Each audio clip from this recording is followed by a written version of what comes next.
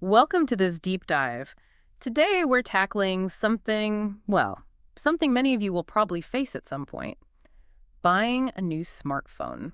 That's right. It can be a bit daunting, especially in another language. Exactly. So we've got a scenario lined up. It should really help you build your English vocabulary for this exact situation. Okay. Imagine stepping into an electronics store, ready for an upgrade. That's where our story starts. And our mission today, pretty simple. Get you armed with the English words and phrases you really need when you're buying a mobile phone. And we'll do it by listening to a natural conversation, plus some practice. Yeah, we'll break down the key terms, work on saying them right, and throw in a little quiz at the end just to make sure it all sinks in. Sounds good. So we're following someone named Emma buying her phone. That's the plan.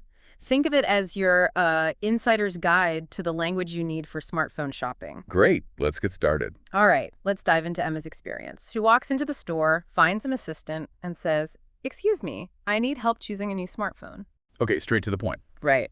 And that first word, smartphone, we should probably define that properly. We use it all the time. But what is a smartphone, technically? Well, that's a good place to start. Essentially, a smartphone is, a mobile phone that does a lot more than just calls and texts. Right. It's got advanced computing capabilities, connectivity, Oh, like a mini computer you carry around. okay. So you might say, for example, my smartphone has internet and apps. Those are the key things, really. Got it. That makes sense.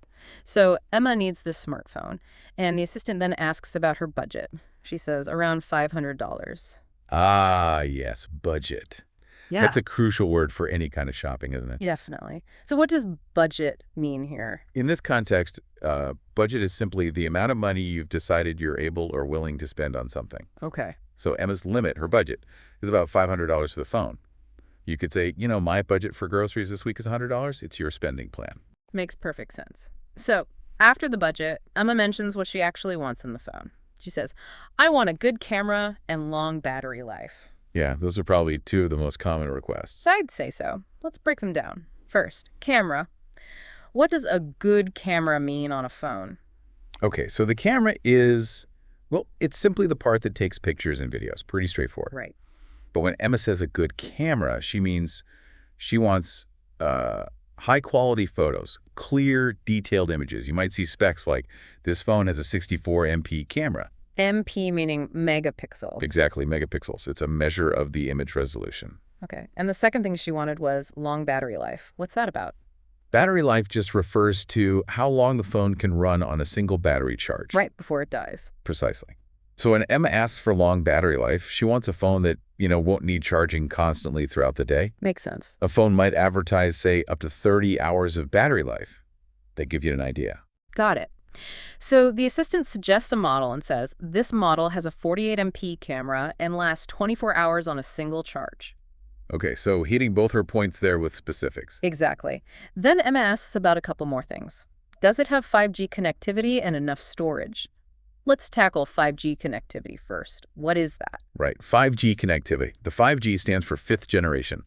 It's basically the newest, fastest mobile network technology. Faster internet on your phone? Pretty much, yeah. Much faster speeds, more reliable connection compared to, say, 4G.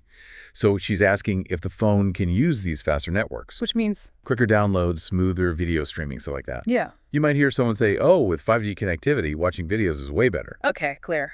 And the other part of her question was storage. What kind of storage? Phone storage is like the phone's internal memory. It's the space inside where you keep everything. Like apps and photos. Exactly. Apps, photos, videos, music, all your data. When she asks if it has enough storage, she's worried about running out of space. Right. And phone storage is usually measured in gigabytes, GB. So you might say, my phone has 256 GBs of storage. Gotcha. So the assistant says yes, 128 GB storage, and you can add a memory card. Okay, new term. Memory card. What's that?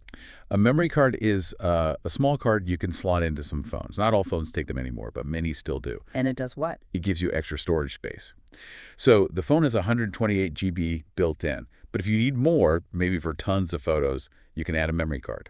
Like an expansion pack for your phone's memory? Kind of, yeah.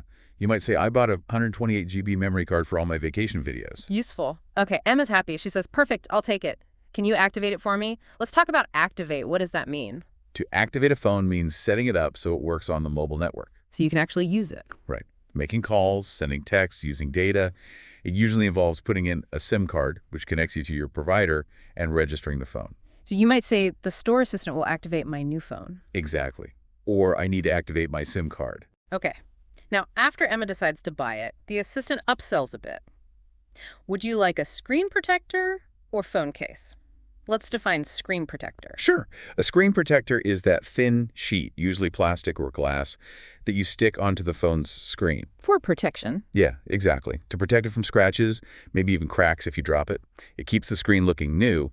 People often say you should definitely get a screen protector. Good advice. Emma agrees to get the accessories. Then the final step. Your total is $530 with the accessories. Emma pays. The assistant says, all set. Here's your receipt and warranty information. Last word here, warranty. What's a warranty? A warranty is basically a promise from the seller or the manufacturer. A promise for what? A promise that they'll fix or replace the phone if something goes wrong with it, specifically like a manufacturing defect within a certain time period after you buy it. So it gives you some security. Right, some protection against faults. You often hear it comes with a 1-year warranty. Okay, fantastic. We've really unpacked a lot of useful words just by following Emma's shopping trip. Yeah, it's a very practical scenario. Definitely. So now let's switch gears slightly and do our repetition and practice section. This is where you at home can really help lock these words in. Exactly. We'll say the word and its definition. We really encourage you to repeat both out loud after us. It helps with pronunciation and remembering. Ready? Let's start. First word, smartphone. A mobile phone with advanced features. Okay, your turn to repeat. Budget. The amount of money you can spend. Go ahead, say it out loud. Camera. The part that takes photos. Listen carefully and repeat. Battery life. How long a battery lasts. Try saying that one now. 5G connectivity. Fast internet for phones. Your turn for pronunciation practice. Storage space for apps, photos, etc. Repeat that after us. Memory card adds extra storage. Say it clearly now. Activate to set up a new phone for use. Okay, your turn to repeat this one. Screen protector. A thin film to protect the screen. Practice saying that phrase. Warranty, a promise to fix defects. And the last one, repeat this, please. Excellent work. That kind of active repetition really does help, doesn't it? It absolutely does. It gets the words into your active vocabulary. Right. Now, to really test your understanding, let's do our quick quiz. Sounds good. Just 8 quick questions based on Emma's conversation and the words we just practiced. We'll give you the answer right after each question. Okay, question 1. Where was Emma buying her phone? The answer. At an electronics store. Question 2. What was Emma's budget, approximately? The answer is around $500. Question 3. What were the 2 main features Emma wanted? The answer. A good camera and long battery life. Question 4. What does 5G connectivity mean in simple terms? The answer. Fast internet for phones. Question 5. How much internal storage did the suggested phone have? That was 128 GB. Question 6. What 2 extra items did Emma buy? She bought a screen protector and phone case. Question 7. What does it mean to activate a phone? It means to set up a new phone for use. And final question, number 8. Why is a warranty useful? What's its main benefit? The main benefit is it promises to fix defects. Fantastic.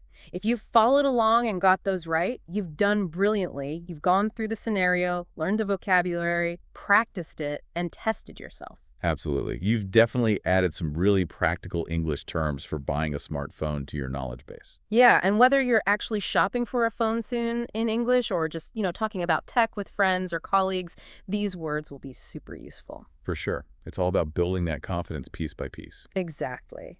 And maybe, as a final thought, think about where else you might use some of these words. We mentioned budget applies everywhere. Right, or storage. You talk about computer storage, right?